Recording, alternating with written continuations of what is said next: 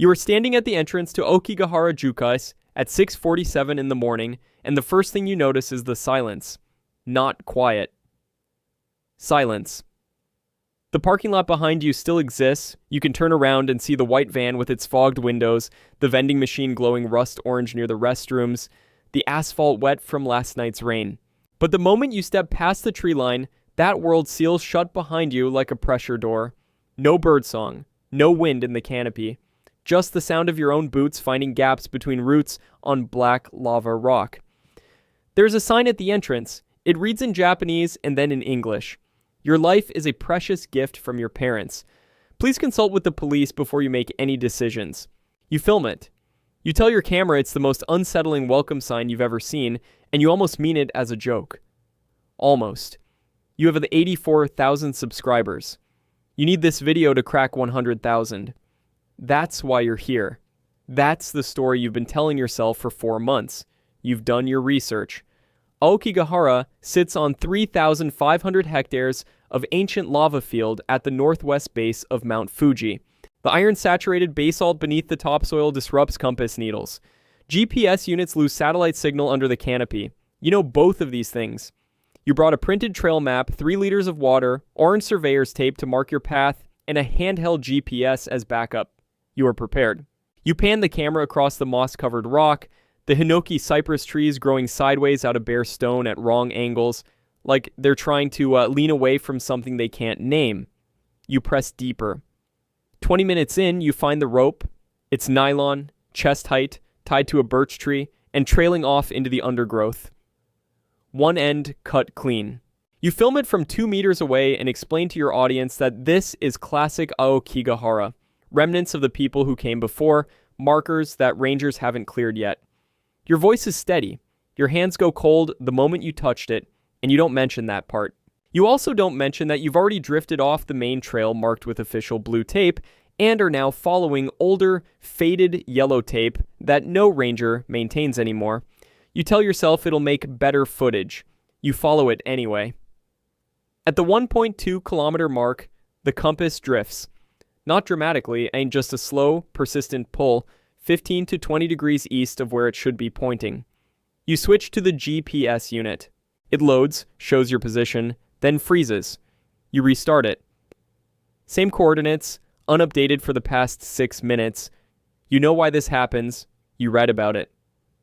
What you didn't account for is the specific texture of standing in a place where both instruments are wrong simultaneously. The feeling that you are no longer a person with tools, but a person in a room where all the exits look like walls. You tell the camera you're fine. You keep moving. The trees grow so close here that you have to turn sideways at certain gaps, and when you look back, the way you came is identical to the way ahead. Every direction is the same gray-green compression. You note it out loud with half a smile, and the smile doesn't reach your eyes. You find the camp at the 2 kilometer mark. A blue tarp strung between 2 trees at shoulder height.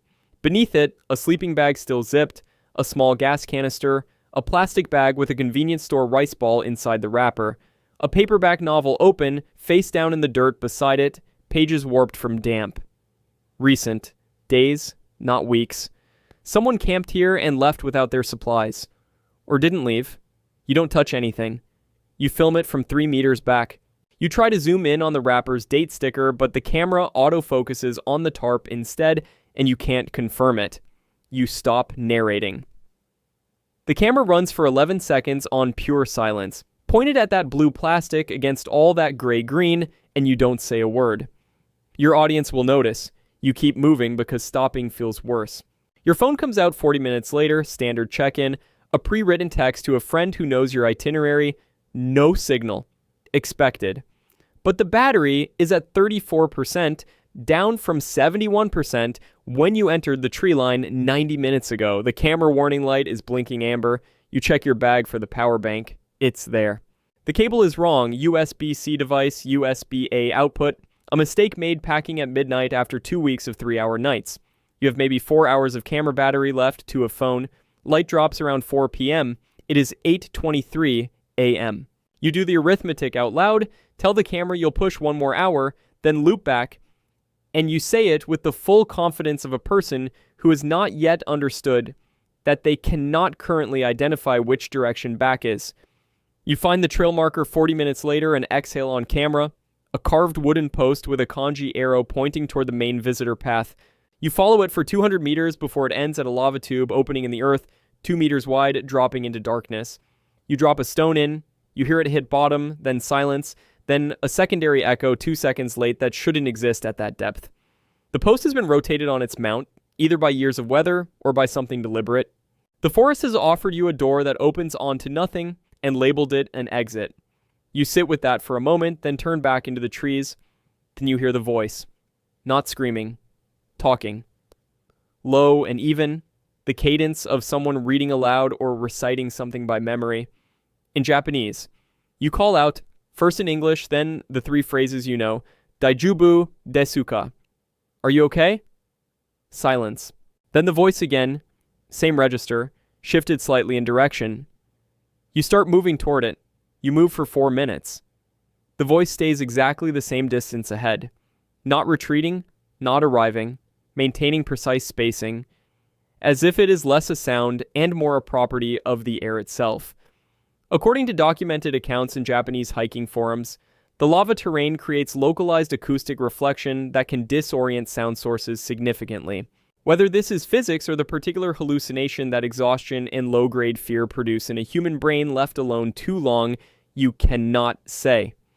What you can say is that you follow it for 6 more minutes before you stop yourself, not because you're afraid. Because silence had started to feel worse than following something you couldn't see. You followed it because you needed the noise. You have been in the forest for 3 hours and 40 minutes when you see the orange tape. Your tape. The specific knot you tie. A double loop pulled left. It is on the same basalt shelf, the same sideways leaning cypress, the same angle. You have walked a complete circle without crossing your own footprints. Camera at 9%, phone at 12%, 90 minutes of usable light. You sit down on a root. You turn the camera toward your face. What comes out is not performance, not content, not anything you plan to say to 84,000 people. You tell the camera that you haven't actually been okay for a long time. That there is a parent sick at home you haven't visited in 4 months. That a relationship ended in February and you haven't processed any of it. Just kept moving, kept booking flights, kept pointing a lens at the darkest places you could find. Because pointing a lens at something is not the same as having to feel it.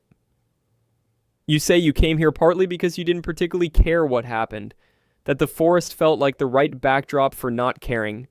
You say it calmly.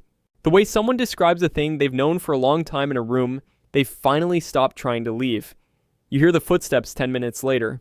Real ones, but irregular, weighted, purposeful. You call out. A voice responds in Japanese and then in careful English, stay where you are, keep talking.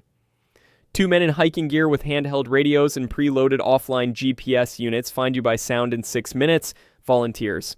Part of a documented patrol network run by a local nonprofit organization, some of whose members came to this forest once for their own reasons and walked out and decided to come back differently. One of them ties a fresh strip of blue tape to the tree above your head before you move. Standard marking procedure. Neither of them asks you anything yet. The walk to the trailhead takes 22 minutes. The same terrain that swallowed you for hours resolves in under half an hour once someone knows the markers. One of the volunteers mentions, without particular drama, that you were never more than 800 meters from the main trail. You were circling inside a small radius the entire time. At the tree line, just before you step back into the parking lot, he stops. He looks back at the tree line. He says, not turning to face you. Most people who come out, they don't post the video. Not a warning. Just a fact he has learned to carry carefully. You sit in the parking lot for a long time. Camera dead. Phone at 3%. You scrub back through the backup footage you shot on your phone and stop on a clip from early in the walk. A laminated card nailed to a tree that you filmed without stopping to read. You zoom in on the freeze frame. It is not a ranger warning. It is handwritten, personal, Japanese on the front. On the back, in English, as if the person who wrote it already knew who would eventually find it. I changed my mind. I walked out. If you're reading this, you can too. You went into that forest to film proof that you're someone who doesn't flinch. What you filmed instead is an unedited record of a person who came looking for a place that matched what was already inside him, and found, nailed to a tree, a note left by someone who came for the same reasons and chose to argue back. You don't post the video. You book a flight home 2 days early. You call your parent from the airport. Every year, volunteer patrols and crisis signage in Aokigahara contribute to dozens of people reaching out before it's too late. The ones who walk out are rarely saved by dramatic intervention. Most are found within 800 meters of a trail they couldn't see. If you want to see more, click the video on screen now.